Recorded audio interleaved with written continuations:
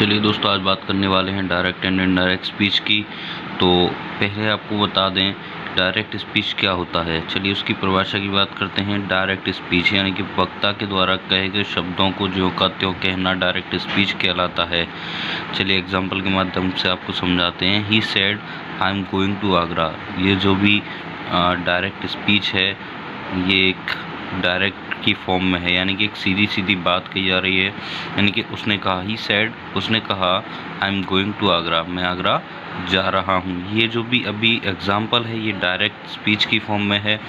और indirect speech क्या होता है, चलिए देखते हैं। इनडायरेक्ट स्पीच होता है वक्ता के द्वारा कहे गए शब्दों को ज्यों का त्यों न कहकर उसका भाव बदल कर कहना इनडायरेक्ट स्पीच कहलाता है। जैसे कि यहाँ पे कोई बात थी डायरेक्ट स्पीच में और यहाँ पे उस बात को चेंज करके कहा जा रहा है, यही होता है इनडायरेक्ट स्पीच।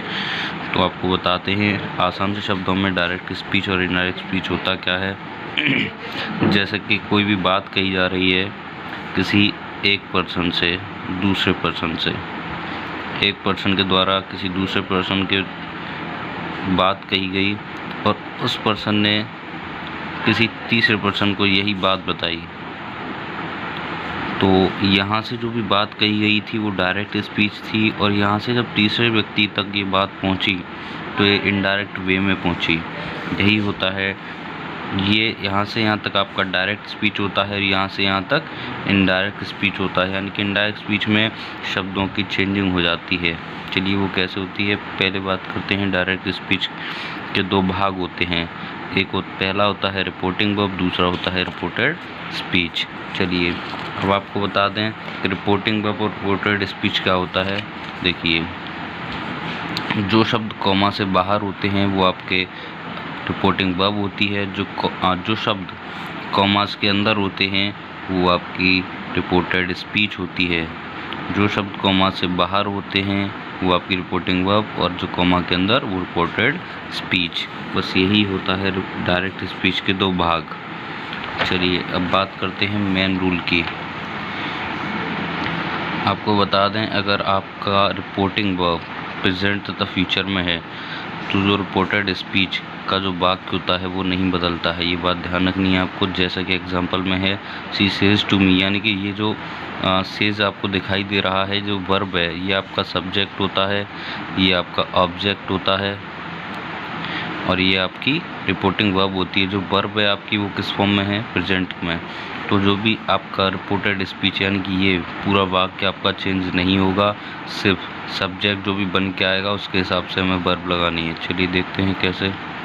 सी का सी रहेगा, सेज का टेल्स हो जाता है। अगर इसके साथ ऑब्जेक्ट आता है तो हम सेज का टेल्स करते हैं। अगर सिर्फ सेज होता तो हम टेल्स नहीं करते।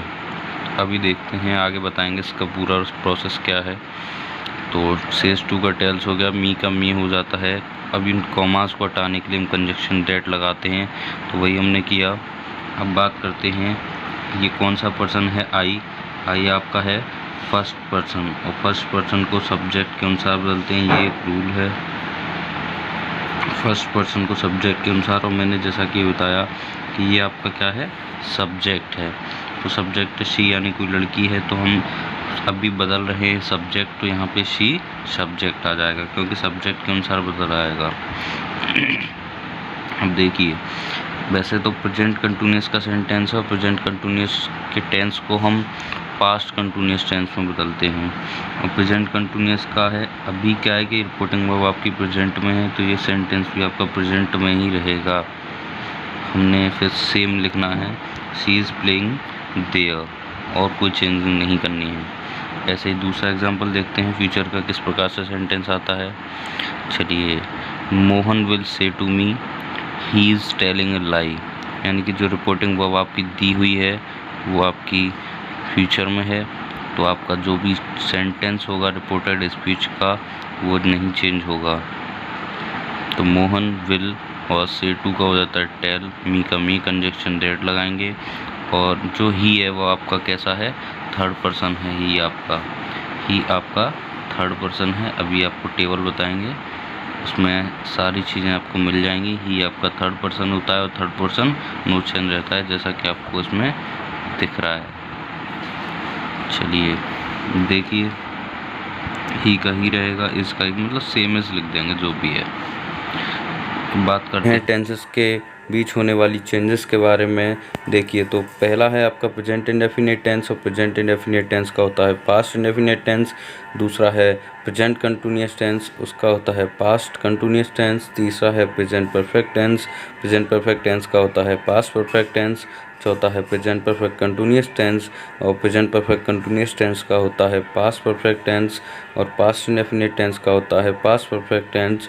और अब बात करते हैं नंबर 6 की। पास्ट कंटिन्यूअस टेंस का होता है पास्ट परफेक्ट कंटिन्यूअस टेंस, और past perfect tense and past perfect continuous tense आपका नो चेंज रहता है। अब बात करते हैं फ्यूचर के सभी टेंसेस की, जिसमें कि आपका शेल का शुड हो जाता है, विल का वुड कर हो जाता है, और कोई चेंजिंग नहीं करते हैं। दोस्तों बात करते हैं प्रोनाउन चार्ट की, जिसमें कि आपको दिखाई दे रहा है फर्स्ट पर्सन, सेकंड पर्सन और थर्ड पर्सन, और दिखाई दे रहा है ऊपर की ओर सब्जेक्ट प्रोनाउन, ऑब्जेक्ट प्रोनाउंस और पजेसिव एडजेक्टिव्स, पजेसिव प्रोनाउंस और रिफ्लेक्सिव प्रोनाउंस।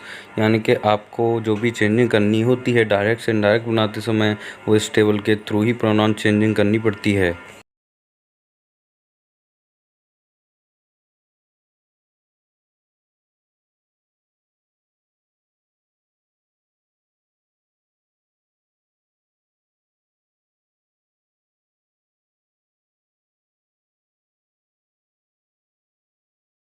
हैं एसरेटिव सेंटेंस की।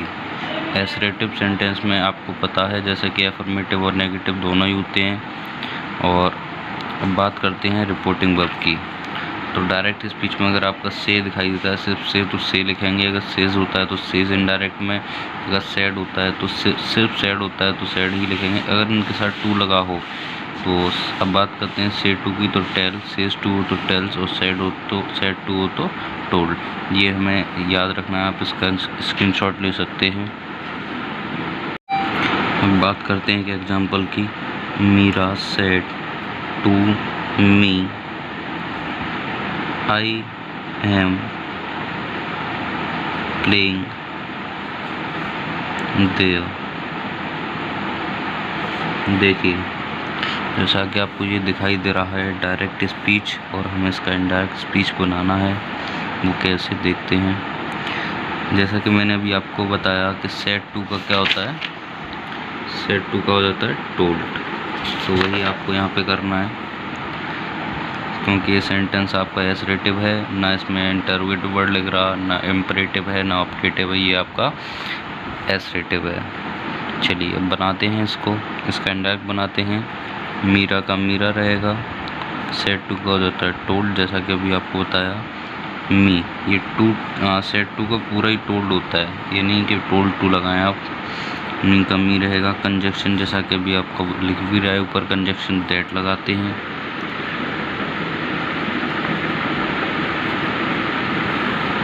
अब देखिए, ये आई कौन सा पर्सन है, आई कौन सा पर्सन है, फर्स्ट पर्सन, और फर्स्ट पर्सन को सब्जेक्ट के अनुसार बदलते हैं। ये आपको कई बार मैंने रूल बताया है, और ज़्यादा हार्ड भी नहीं है, सिर्फ फर्स्ट सेकंड थर्ड एंड सन की आपको स्पेलिंग लिखनी है। और फर्स्ट पर्सन है आई आपका, जैसा कि आपको दिख रहा है, और फर्स्ट पर्सन को बदलते हैं हम सब्जेक्ट के अनुसार, और सब्जेक्ट होता है आपका ये आपकी वर्ब होती है, रिपोर्टिंग वर्ब जिसे बोला जाता है, और ये आपका ऑब्जेक्ट होता है, ये आपका सब्जेक्ट होता है। मैंने आपको एक एक चीज़ बता दी है। तो हम फर्स्ट पर्सन को सब्जेक्ट के अनुसार बदलते हैं, और सब्जेक्ट आपका मीरा यानी कोई लड़की, तो शी है, हम यहाँ पे शी लिख देंगे, क्योंकि हम सब्जेक्ट बदल रहे हैं। अगर ऑब्जेक्ट बदलते तो ऑब्जेक्ट लिखते इसका। अभी फ़िलहाल शी आएगा, क्योंकि हम सब्जेक्ट चेंज कर रहे हैं। अब मैंने जैसा कि भी तुम्हें बताया कि इज़ एम आर क्या होता है, इज़ एम आर का वॉज वर होता है, जैसा कि आपको दिख रहा है। इज़ एम आर को हम चेंज करते हैं वॉज वर में। आइए अब बात करते हैं। तो शी के अकॉर्डिंग यहाँ पे वॉज आ जाएगा, वर नहीं लगेगा, और प्लेइंग का प्लेइंग रहेगा,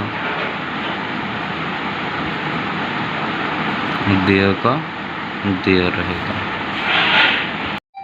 दोस्तों बात करने वाले हैं टेंस हेल्पिंग वर्ब चेंजेस की, जिससे कि आपको आसानी होगी टेंस को पहचानने और टेंस को बदलने में। तो इज़ एम आर, अगर आपका रिपोर्टेड स्पीच में इज़ एम आर दिखाई देता है तो आप वॉज वर्ब कर देंगे। अगर आपका रिपोर्टेड स्पीच में वॉज वर्ब दिखाई देता है तो आप इनडायरेक्ट बनाते समय हैड कर देंगे। वॉज वर्ब प्लस वर्ब के साथ आईएनजी लग रहा हो तो आप हैड बीन कर देंगे। और हैज़ या हैव प्लस वर्ब की थर्ड फॉर्म लग रही हो तो आप हैड प्लस वर्ब की थर्ड फॉर्म कर देंगे। हैज़ बीन या हैव बीन दिखाई दे आपको रिपोर्टेड स्पीच में तो इनडायरेक्ट बनाते समय आप हैड बीन कर देंगे। और शैल या विल दिखाई देता है तो आप शुड या वुड कर देंगे। और कैन दिखाई देता है तो कुड कर देंगे। मे दिखाई देता है तो माइट कर देंगे। और ये अब बात करते हैं वर्ब की फर्स्ट फॉर्म, यानी कि वर्ब की फर्स्ट फॉर्म आपके किस सेंटेंस में आती है, प्रेजेंट इंडेफिनिट टेंस में। और ये आपको पता है कि प्रेजेंट इंडेफिनिट टेंस को पास्ट इंडेफिनिट टेंस में बदलते हैं। पास्ट इंडेफिनिट टेंस में वर्ब की सेकंड फॉर्म आती है। तो वही हमने ट्रिक के माध्यम से आपको समझाने की कोशिश की है कि प्रेजेंट इंडेफिनिट टेंस को पास्ट में, या फिर ऐसे समझ लें आप कि वर्ब की फर्स्ट फॉर्म को वर्ब की सेकंड फॉर्म कर देते हैं। चलिए अब बात करते हैं वर्ब की सेकंड फॉर्म है यानी कि V2। और ये वर्ब की सेकंड फॉर्म आपके पास्ट इंडेफिनिट टेंस के अफर्मेटिव सेंटेंस में लगती है। नेगेटिव और इंटरोगेटिव में फर्स्ट फॉर्म नहीं आती है, डिड आता है आपका।